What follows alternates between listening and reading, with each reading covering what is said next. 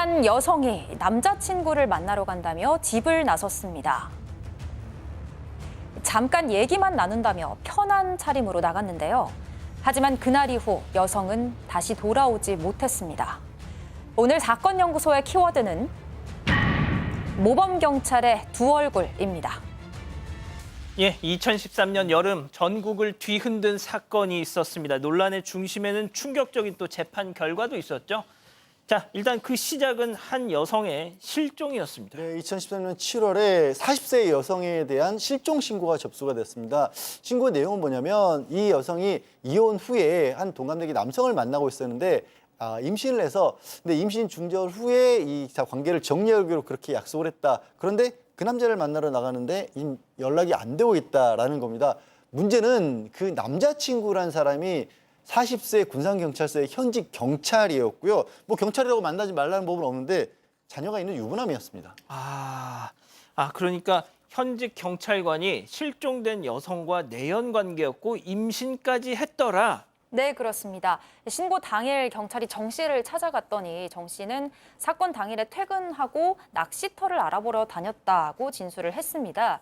실종된 여성과 불륜이 사실인지 추궁을 하자 불륜이 아니고 안부만 주고받던 사이라며 부인했는데요. 정 씨의 차량 블랙박스를 확보했지만 핵심 구간이 이미 삭제돼 있었다고 합니다. 하지만 정 씨의 얼굴에 누군가에게 긁힌 자국이 보여서 경찰이 정 씨의 아내를 찾아가서 남편이 사건 당일 입었던 옷을 달라고 요청을 합니다. 그런데 경찰이 이렇게 옷을 달라고 했다는 걸 알게 된 정 씨가 돌연 조사를 거부하기 시작했다고 해요.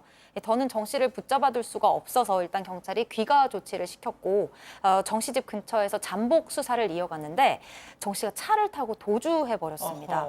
이후에 경찰은 전국 수배령을 발령하고 400여 명을 투입해서 추적에 나섰습니다. 자, 그때 당시 만든 저 수배 전단 저렇게 지금 나가고 있는데 팀장님, 그러면은 이 경찰이 잡아야죠. 당연히 잡아야 되는데요. 이 정 씨 같은 경우에는 차량을 몰고 강원도 영월로 도주를 했습니다. 그런 다음에 차량을 다리 밑에 숨겨놓은 다음에 영월시장에 가가지고 옷 같은 거 변장하기 위해서 의류를 사가지고 변장을 했습니다. 그런 다음에 26일 하루 동안에 영월에서 제천으로, 제천에서 대전으로, 대전에서 전주에서 군산으로 전국을 돌면서 행방을 감췄는데요. 그리고 30일 날 군산 농수로에서 피해자의 옷가지가 발견이 됐습니다. 그리고 그러니까 경찰에서는 정 씨가 아직 군산에 있나 이래가지고 수사를 했는데 사실은 위의 곳에서 덜미가 잡혔습니다. 군산이 아니고 사건 발생 10일째인 8월 2일 날 충남 논산에서 길을 가던 경찰관이 자전거를 끌고 가던 정 씨를 눈여겨본 거예요. 왜냐하면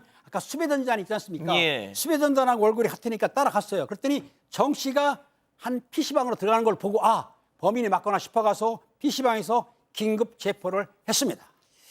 자, 동료 경찰들에게 붙잡힌 건데 그 뒤로 어떻게 됐습니까? 끈질긴 설득 끝에 모든 범행을 자백을 합니다. 이 정 씨, 이 여성하고 1년 전에 2013년, 12년도에 한 경찰관의 소개로 만나서 관계를 좀 이어갔고요. 2013년 7월 17일 날 임신 사실 얘기를 했다고 합니다. 그부터 좀 급격히 안 좋아졌는데 7월 24일 날 급기야 일이 좀 일어나는데요.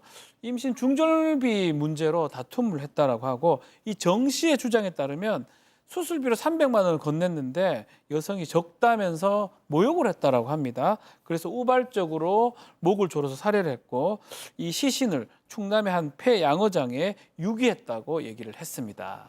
자, 임신 중절 수술비 300만 원을 건네자 피해자가 금액이 적다면서 나를 모욕해서 우발적으로 살해했다.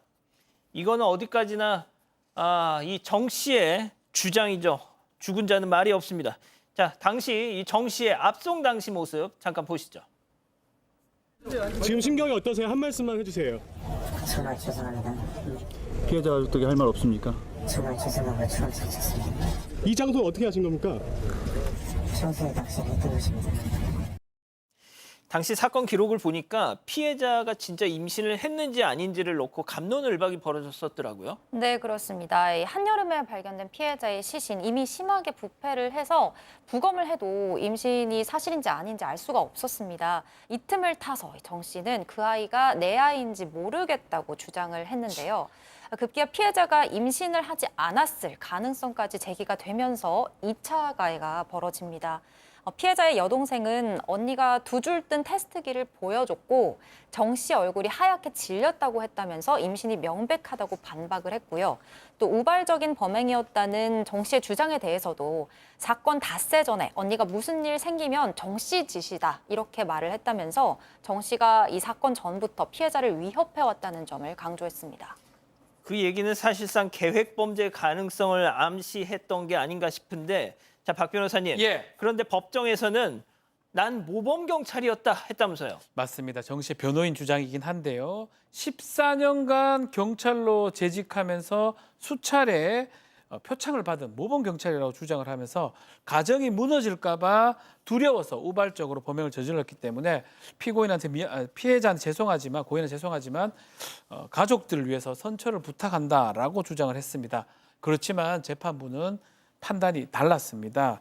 경찰이 법을 지켜야 되는데 이 법을 지켜야 될 경찰이 오히려 그 법을 어기고 또 살인, 또 시신유기, 또 은폐 시도까지 저질렀다는 거 보면 엄중한 처벌이 불가피하다라고 얘기하면서 피해자의 관계라든지 동기, 범행 후 정황 등 보면 원심 형량이 2심에 갔는데요. 대법원까지 갔는데요. 부당하다고 볼 수 없다 해서 징역 14년을 선고했고요. 결국 대법원은 징역 14년을 확정을 했습니다. 자, 그러면은 2027년인데 이미 출소했을 수도 있을 것 같아요. 예?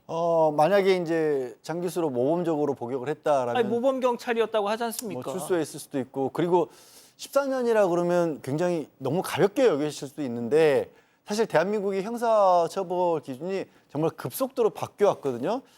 2010년대 초반에는 살인죄 보통 형량이 10년 정도였습니다. 2010년대 초반에만. 그리고 15년으로 올라간 게 2010년대 후반이었고요.